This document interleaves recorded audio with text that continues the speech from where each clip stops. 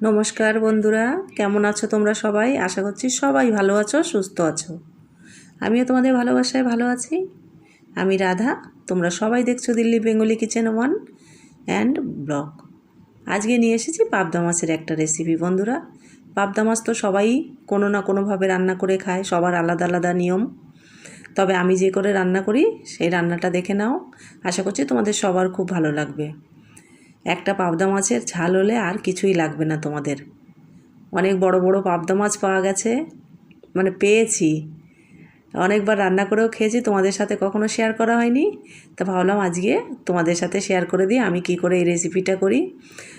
আমার রেসিপিটা যদি তোমাদের ভালো লেগে থাকে তাহলে এই চ্যানেলটা আমার সাবস্ক্রাইব করে পাশে থাকা বেলটা প্রেস করে দিও, যাতে এরকম রেসিপি ব্লগ ভিডিও যাই দিই না কেন ঝটপট করে তোমাদের কাছে যেন পৌঁছে যায়। আমি মাছটাতে নুন হলুদ মাখিয়ে রেখেছি, কড়াইয়ে তেল গরম করে নিয়েছি। এবার আমি মাছটাকে একটু ভেজে নেব।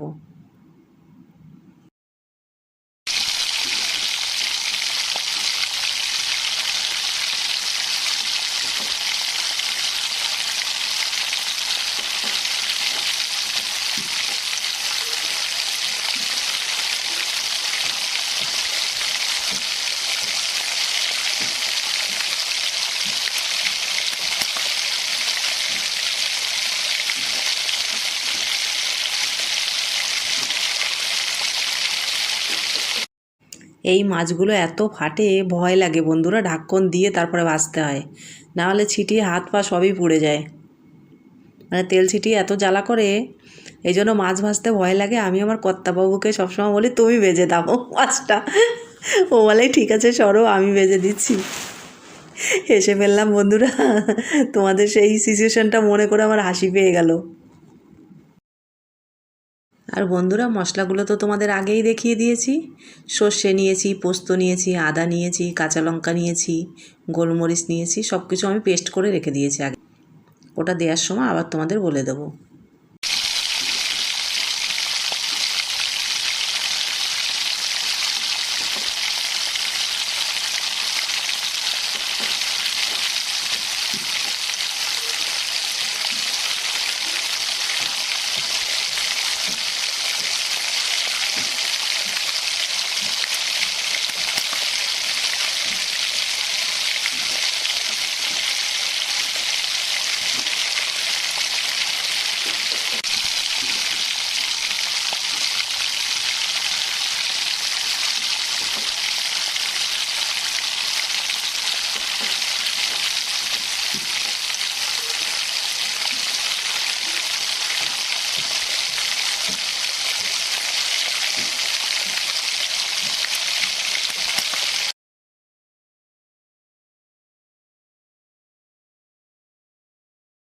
মাছগুলো আমি ভেজে নিয়েছি, এবার এই মাছ ভাজা তেলের মধ্যেই আমি ফোড়নটা দেবো।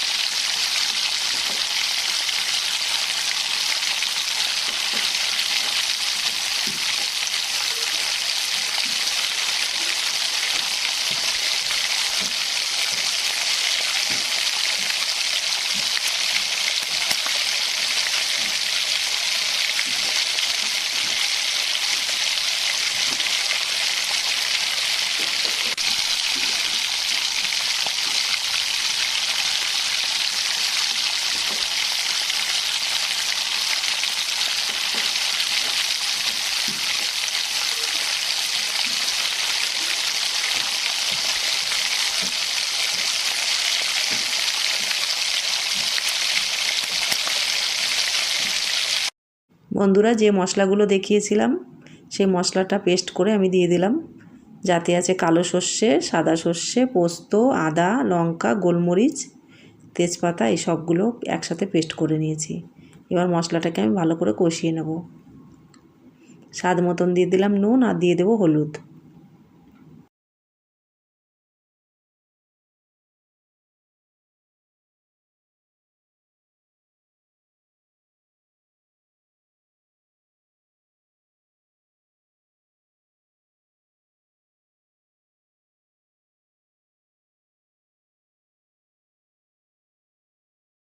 মশলাটা ঢেকে ঢেকে কষিয়ে নেব যতক্ষণ তেলটা রিলিজ না করছে।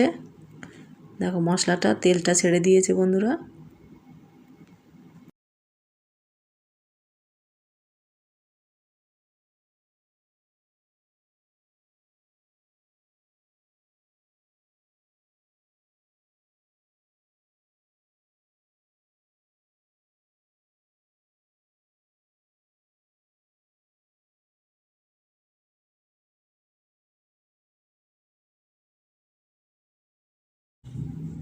এবার অ্যাড করে দিচ্ছি গরম জল।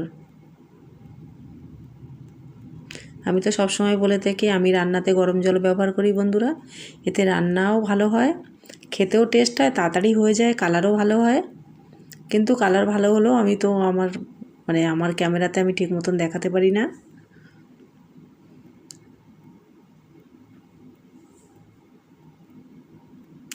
ঝোলটা এবার আমি 2 থেকে 3 মিনিট ফুটিয়ে নেব, মানে জাল দিয়ে নেব বা জাল করে নেব, যাই হোক। এবার আমি অ্যাড করে দিচ্ছি মাছটা। ঝোলটা আমি ফুটিয়ে নিয়েছি।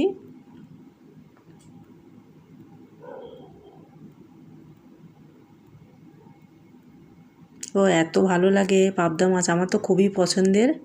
আর মাছের সাইজ যদি বড় হয় তাহলে তো কোনো কথাই নেই। এবার ঢেকে আমি 2 মিনিট রান্না করে নেব।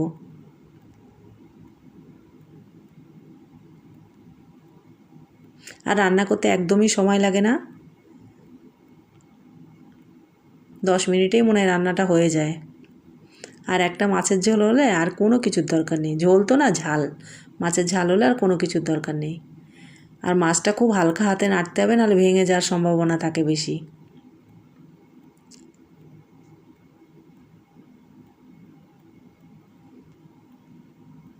একটা কাঁচা লঙ্কা ভেঙে দিলাম।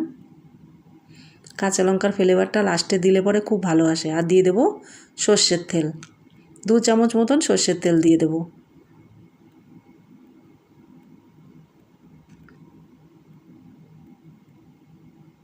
দেখো কালারটা কি সুন্দর হয়েছে বন্ধুরা, দেখলেই তো কি বলবো, খেতে ইচ্ছে করছে, লোভনীয় কালার যাকে বলে।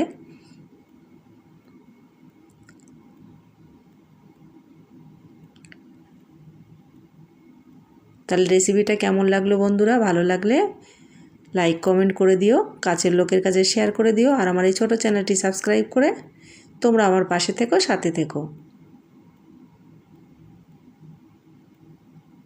নামিয়ে দেখাচ্ছি তোমাদের। দেখো কত সুন্দর লাগছে দেখতে। বড় বড় মাছ একটু সাবধানে করতে হয়। মাছগুলো যতটা বড় ততটা বড় কিন্তু কড়াইতে লাগছে না দেখতে বন্ধুরা। মাছটা কিন্তু অনেকটাই বড়। দেখো থালার এই পাশে এসে গেছে। তাহলে বন্ধুরা রেসিপিটা ভালো লাগলে চ্যানেলটা সাবস্ক্রাইব করে নিও। আবার কোনো নতুন রেসিপিতে দেখা হচ্ছে।